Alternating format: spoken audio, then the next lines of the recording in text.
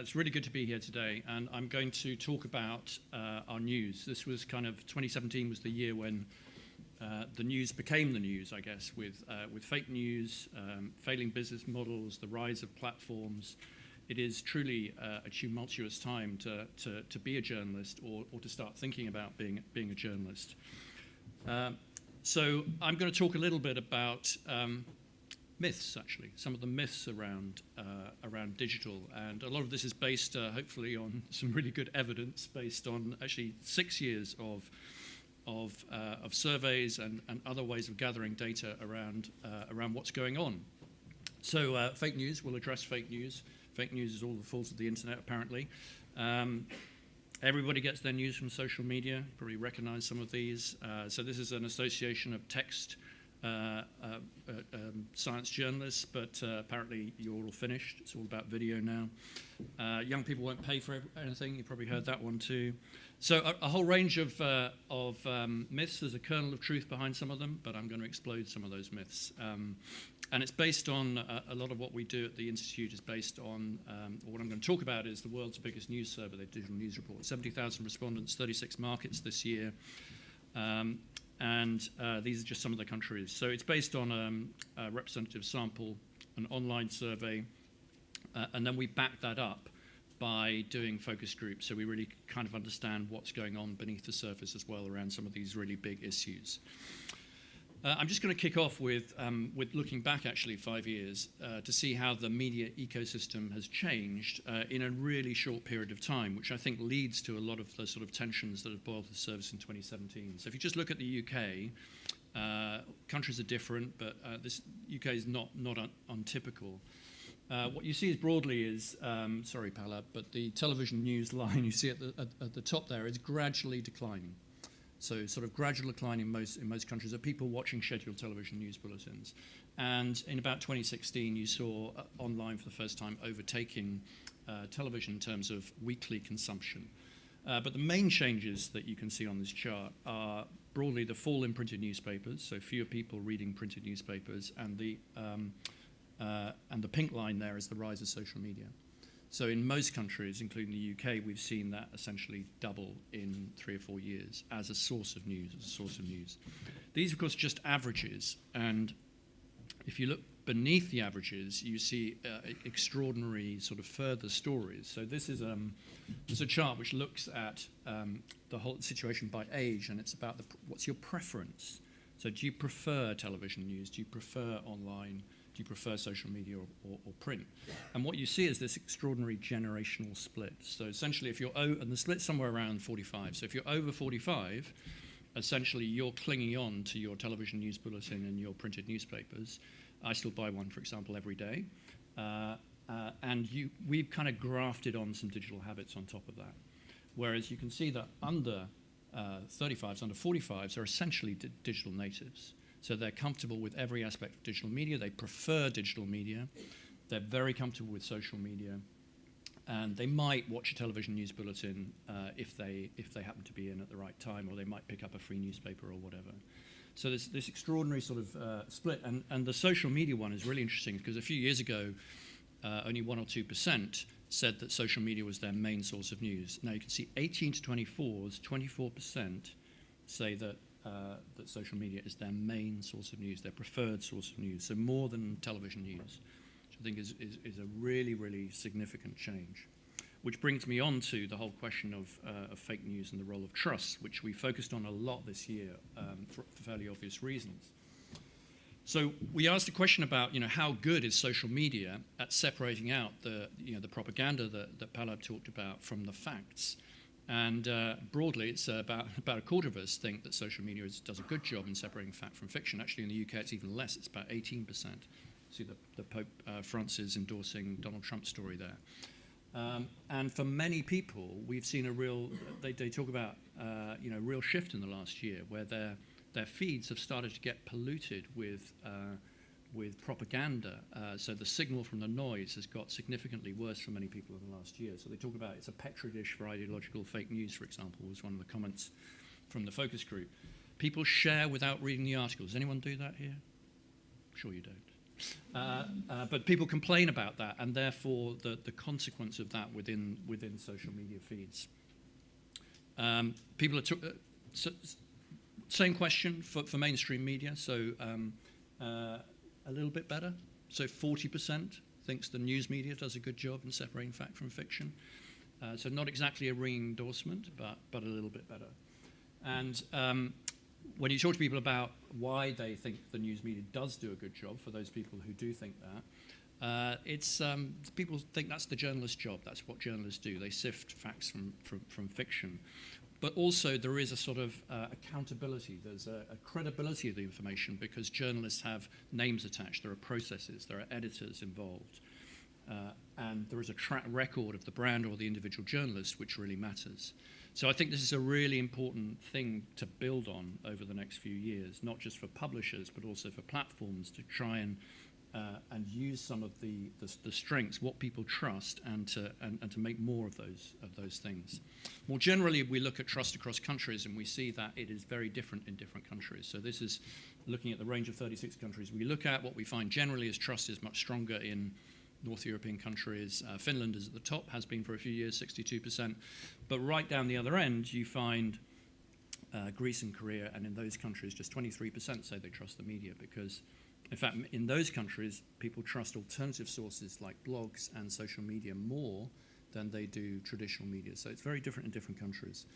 Just picking out the UK, we've seen a significant fall in trust in the last year.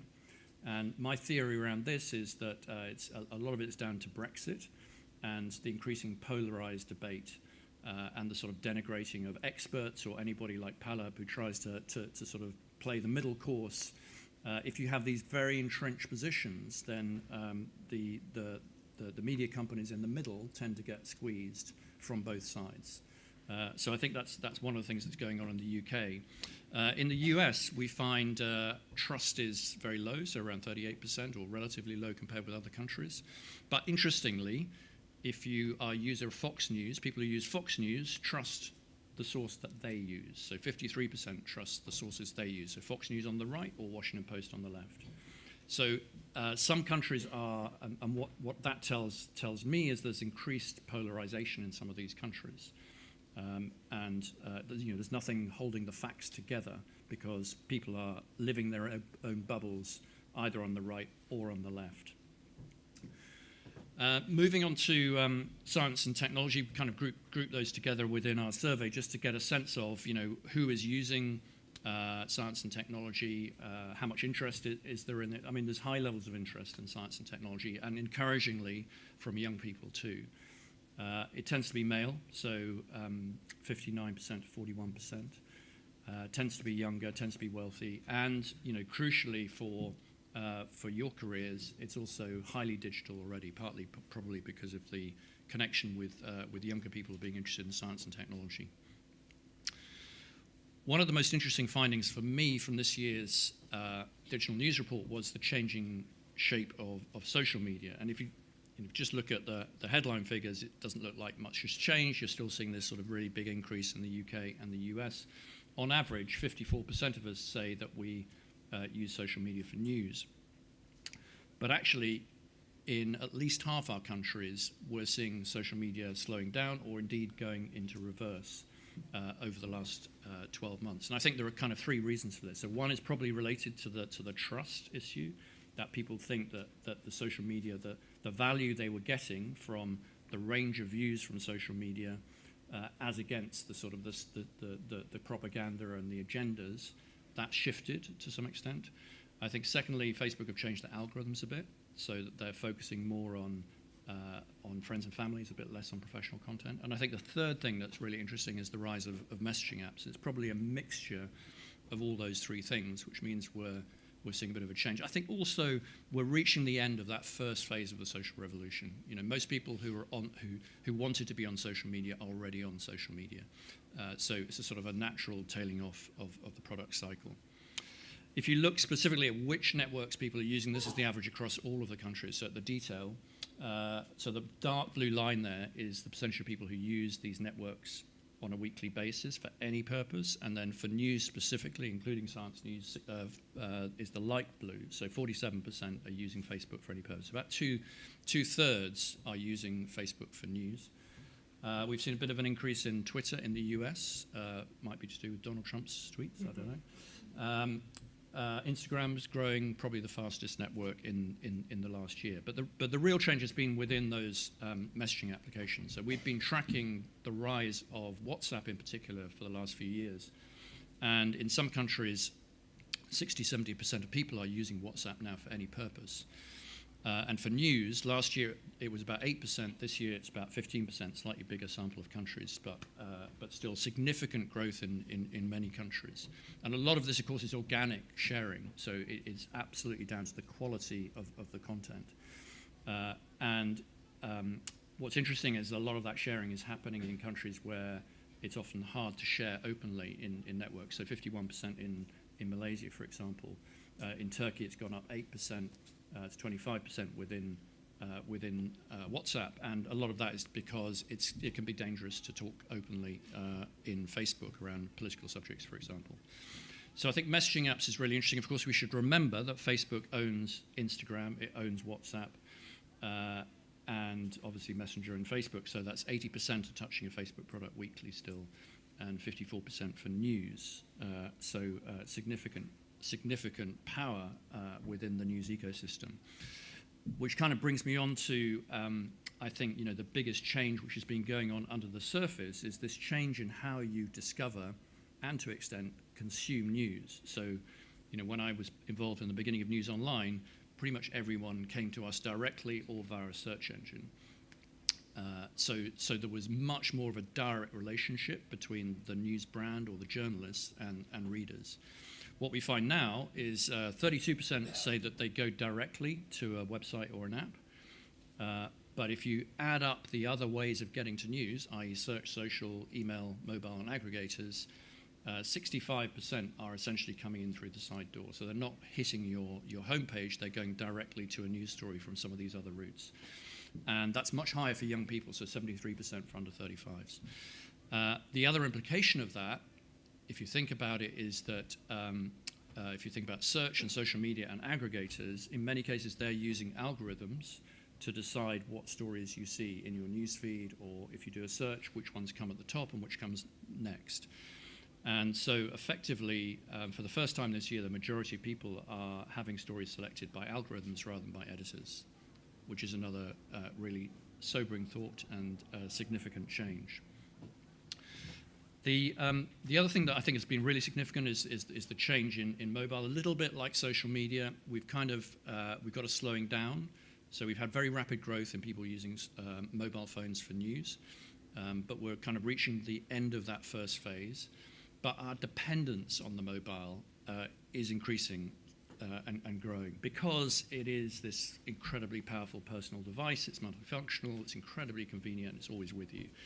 And so we find, I'm sure this may be true of you, I don't know, 46% of us are reading news in bed, 32% apparently access the smartphone in the bathroom or the toilet. Does this sound possible? More in some countries than others. I'm not going to shame or shame them. And overall, people are now accessing news much more in the home on smartphones than when they're out and about. And that's, again, because of that sort of convenience. So there are as many computers and tablets in the home as there were. They're just not being picked up as much because the smartphone can do a lot of those jobs so much better. And it's always with you.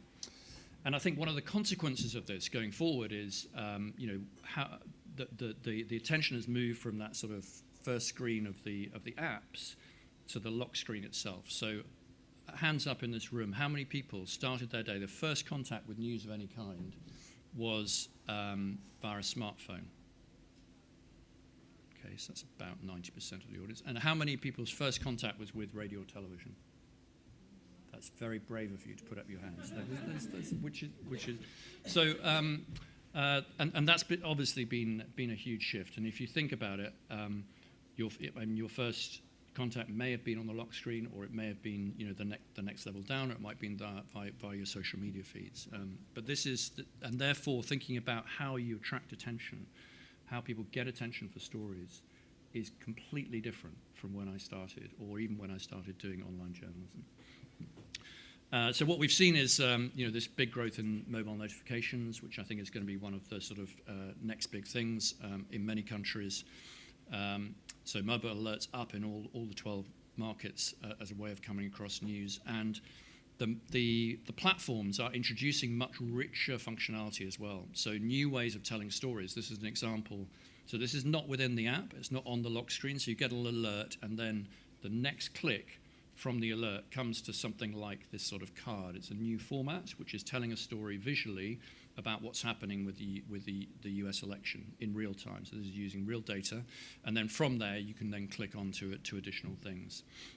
So I guess that speaks to different ways of telling stories. Is it possible to tell complicated science stories within one screen? So from your alert straight to the card that tells a story, or maybe leads you on to something else. How's that going to work in the future? And then just when we're getting used to the smartphone, of course, people are thinking about what follows the smartphone. And how many people here have got either an Alexa or a Google Home? So again, not a representative, because you're probably more interested in these things, right? But yeah, around 4%. They've only been on sale for about a year, or I think only about 6 months here in the UK. But already 4% have these devices, and half of them are using for news. And again, what are the possibilities and implications for science? You know, just asking, verbally asking a question to Alexa, getting some facts. Who controls facts? What's that going to look like, and what does it mean for you in terms of creating content, and who's producing and controlling those facts? I think these are all questions we're going to have to think about in the next few years. Okay, the role of video. So you're science writers, and over the last few years we've seen this explosion of video. So social media feeds have just been full of these auto-playing videos, and Facebook are talking about the future is video, and all they want is video, and don't give us so many stories and all the rest of it. And I think what's interesting is we have seen a really significant increase in the consumption of video. Most of it, though, has been within these social platforms, and obviously the engagement for that has been fairly low, and the amount of time that people watch those videos is also quite low. We asked a question in the survey about do you prefer text? Do you prefer video? Do you prefer half and half? You know, where are you on that spectrum? And what we find is in all markets, maybe counter to those that narrative, most people still prefer text over video. So they're using more video, and they find video helpful in particular circumstances. I'm not saying don't produce video. I'm just saying this is online, Pala. Don't worry about the television. This is all about the online stuff. And the reason for that, I think, is that in an online environment, when you're seeking information, what you really want is to get to that information really quickly. You want the flexibility, you want the control. And video, of course, comes into its own with particular types of stories, so breaking news, drama. You know, there are some things that are better told in video or visually, and there are other things that are better told in text. So I think the real thing is not video or text. It's essentially how do you bring these things together in ways that are right for these new devices and these new contexts in which people are consuming news. And just as an example of that, I think it's really interesting to look at what Snapchat have done, and particularly over the last year, they have developed and thought about how do you tell stories with a mixture of graphics and video and pictures and words in ways that are engaging and that fit right into mobile lifestyles. So this is Snapchat Discover, which has been expanding over the last year and has really been getting traction with the 18-24s. So a year ago I said it wasn't really making much impact, but in the last year we've seen that doubling because they've really integrated it into the Snapchat experience much, much better. So I think it's just an example of the kind of thinking you're going to have to do in your careers about how do you tell stories within those small screens in a compelling way when the thing that's scarce is people's attention. There's a lot of information out there, and the key thing is how do you tell that story in a way that is compressed, that it's not about length. Length and depth are not the same thing. It's about how do you tell the story in the most effective way and the most time-efficient way for consumers. That's a very, very different situation. Okay, so finally, paying for news. So is anybody paying for news out there? And has the whole fake news debate, has that made journalism more valuable again? Has it made people think, actually, we need journalists? Maybe. The answer is in the States that we have seen a significant increase in the percentage of people who are prepared to pay for news. So it's gone from 9% to 16%.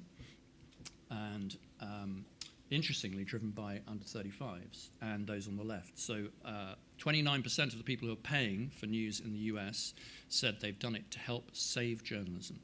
So it's almost a political act to scrutinize Donald Trump. And so therefore, whether it's going to last or whether it's just a sort of short-term knee-jerk reaction to a political shock, time will tell. But you can see the figures on the right. Huge increase in subscriptions to a number of quality providers. We have not seen that in other countries. Maybe we need a Donald Trump to save journalism. 13%, okay, I'm seeing some shaking heads. But actually elsewhere, not much change. So if you think back to the percentage of people who bought newspapers in most countries, it was over 50%. 50 or 60% were buying newspapers, were paying for journalism. In an online world, on average, it's 13%. In the UK, it's 6%. So the lowest in our entire survey, lowest in the 36 countries. So in general, highest in sort of affluent Scandinavia, small countries that have got a subscription tradition. So they're used to paying for news in print, and they've managed to convert that to a range of subscription options. So by the way, this includes science journalism and subscriptions to science news. Lowest in the UK, partly, I think, because there are very few people even trying to charge for news. And, of course, there's a huge supply of news from all over the world in the English language. So the English language has a particular difficulty in getting anybody to pay for news because there's so much really good, high-quality news that is free and specialist news as well. So this is one of the reasons why the business model question is so pressing, also because it's really hard to make money out of digital advertising. We did focus groups this year, and people recognize that they're prepared to pay for things that are valuable to them, and they recognize they're probably going to have to pay. But at the moment, as this person says, while it's free, I'll happily not pay for it. If you're not going to make me pay, if you're not going to put up those barriers. And so at the moment, most of the media organizations are thinking about different ways of getting people to pay directly for news because the digital advertising market is so difficult. So The Guardian, for example, has gone for a membership option, so there's no paywall, but they're trying to get direct reader revenue. And most media companies are thinking of different ways in which they can get some kind of reader revenue to supplement digital advertising because the advertising model is not going to sustain high-quality journalism. Just one final point on that myth about young people. One of the things we did this year was we compared paying for news with paying for television like Netflix or audio like Spotify. And so what you've got here is you've got sort of the age groups along the bottom, and you've got percentage along the top. So the orange one is Netflix, kind of over-the-top television services. And you can see there's a sort of a link there, a correlation between people who are paying for news, so 25 to 34s, and people who are paying for these other services. And it's no coincidence. Netflix and Spotify have kind of given us the mental models about, you get a free product, but then you get a premium product, you get a bit of extra stuff. Maybe you're paying for an ad-free experience. All of these kind of things, Spotify and Netflix have helped people. So for young people, their reference price for news is not zero. The issue is for over 35s, we've never paid for anything online, and we probably never will. Whereas young people are happy paying for things online as long as it's providing value to them. And so I think that is a message of hope for the future as we continue to live through choppy times. This is just one of the people not representative we talked to in the States. So he's in his 20s. He's paying for the New York Times. He's paying for the Guardian. He's paying for the Intercept. Donation to the Guardian. And he's paying for a YouTube channel, Young Turks. So these people exist if it's valuable, if it's relevant to them. So what does it mean for, what is some of this data, some of these trends, what does it mean for you? I've just picked out 4 things, really. So I think we're seeing a real sea change, partly a response to fake news, partly a response to trends that have been bubbling for a long time towards news organizations focusing much more on specific audiences, high quality, distinctive journalism, and content that people are prepared to pay for. The buzzword in the media industry right now is membership of some kind. How can we get a relationship with you, and over time get you paying regularly, coming back regularly, rather than all this fly-by traffic, this search for growth, which is what's been going on and been depressing, you know, the amount of money, for example, that journalists will earn. I think that is creating opportunities for individual journalists as well to actually create businesses on the basis of 1 people, 2 people, 3 people around specific niches. So the internet's great at doing the general stuff, so a few players of huge scale, but it's also great at the niches in a way that wasn't possible before. So creating podcasts or your own little niche where you are providing great value in depth. That's always been a problem for science journalism. You've been locked into the limited time for a television editor to put in the bulletin, for example. The internet unlocks all that, and now we're going to have payment mechanisms that allow individuals to be able to create value on their own if they have something valuable. However, the problem is that there is this massive supply of content, so it is harder than ever on that mobile phone to get attention for what you're doing. And so the role of a journalist is not just to write the story anymore. You have to be brilliant at promoting your story yourself within all these channels. You need to be clear about who your audience is and use all of the digital channels and skills that you have to promote it across all those channels. I talked a little bit earlier about how storytelling has changed. So it's not about writing 1,000 words in text. It's not just about text. It's about what's the best tool for telling the story that you have. More visual storytelling. How can you tell complicated stories in the quickest possible way, in the most compelling way possible?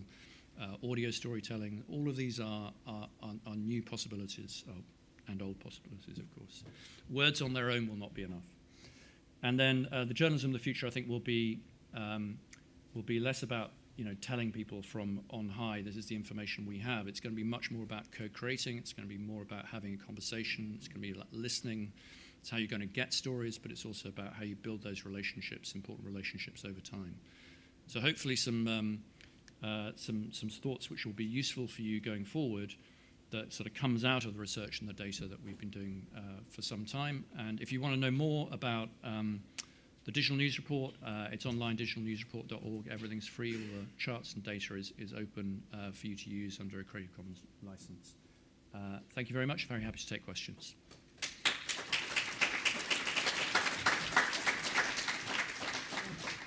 Thank you, Nick. We have